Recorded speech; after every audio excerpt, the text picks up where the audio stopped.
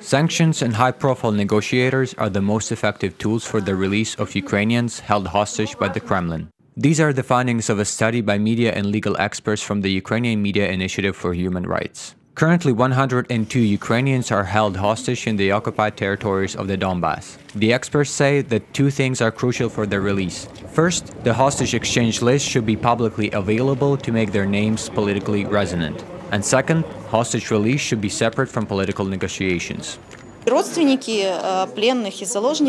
The relatives of the prisoners and hostages, as well as human rights activists, have long asked to separate the humanitarian issue of people's release from political issues discussed in the Minsk process. You cannot put issues like elections in the Donbass and ceasefire on the same scales with people's lives.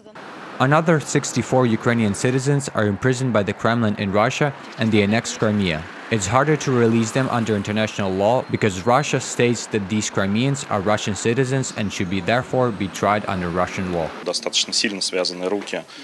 Ukraine's hands are tied in relation to communicating and interacting for the release of its prisoners of war in Russia and in Crimea. Perhaps the most effective and the only way that can be used here is pressure through the international community, primarily through sanctions. And sanctions work, no matter what they say in Russia. The Russian authorities simply cannot ignore them. One important factor for the prisoners' release is using the right historical moment. Just before the Sochi Olympics, Russia released many political prisoners to improve the image of the Russian president. Such possibilities should be used, the experts believe. We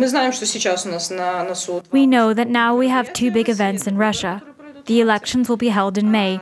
It's quite soon, and most likely it won't be possible to take advantage of this opportunity. But there will also be a Football World Cup that will be held in several cities of Russia in the summer of 2018, and this opportunity can be seized.